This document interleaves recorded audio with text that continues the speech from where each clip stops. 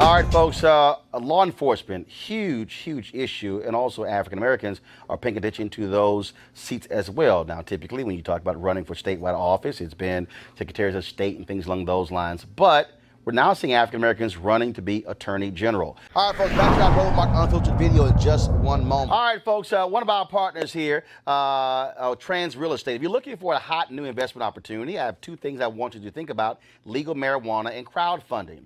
Now, you just let that sink into your head for a second. Our friends at Transatlantic Real Estate have created a unique opportunity for everyday investors like you to get in the game for a minimum of $300 up to $10,000. Look, you get in where you can fit in. Now, typically, it takes millions, if not billions, to invest in the legal marijuana industry, and it can be pretty risky trying to establish market share.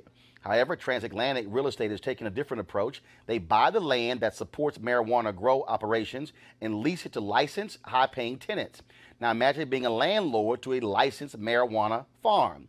With the prospects of further legalization and changing public perceptions about marijuana, some investors could end up making some serious money over the next several years. The best part is they're using crowdfunding so you can get in now before they take the company public. If you want to find out more information, go to marijuanastock.org. That's marijuanastock.org to get in now. Now back to your Roland Martin Unfiltered video.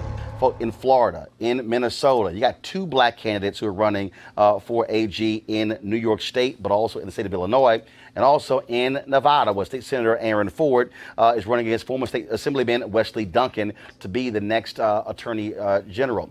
Ford endorsed by President Barack Obama and also former Attorney General Eric Holder.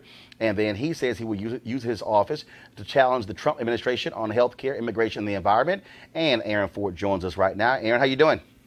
I'm doing great, Roland. How are you? Doing great to see you. Doing great. And so, again, it's very interesting in terms of the role that AGs are playing. You know, for so long, it was about just their states.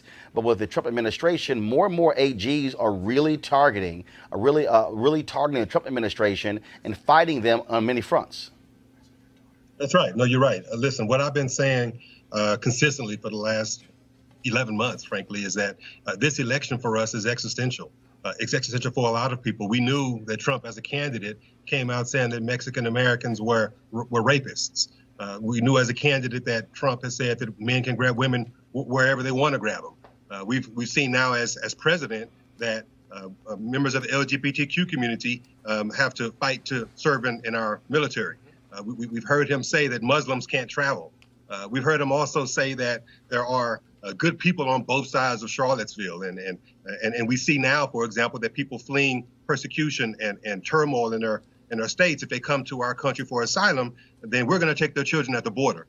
And as recently as yesterday, we hear Trump saying that even being born here isn't enough to make you an American. So we need attorneys general throughout the states who are going to stand up against the Trump administration that is going against our simple existence. In your state, Latinos are critically important. We've seen that those numbers increase over the last several years. We also see what's happening in Clark County there, where we've been tracking. John Ralston tracks those numbers, and we're seeing significant turnout. And so how is it looking there on the ground in terms of against your opponent for Attorney General? Well, we are cautiously optimistic. That's the phrase I use. We have had a robust ground game since the beginning relative to voter registration, but now getting out the vote. Over the last few days of early voting, Democrats have voted more than the Republicans have. And so what we're looking to do is have a great turnout. We are what I consider light blue right here in Nevada right now, but we're going to turn dark blue next Tuesday. All right, then, Aaron Ford, we certainly appreciate it. Good luck in your race as well. Thank you very much. I appreciate being on. All right. Thanks a bunch. All right.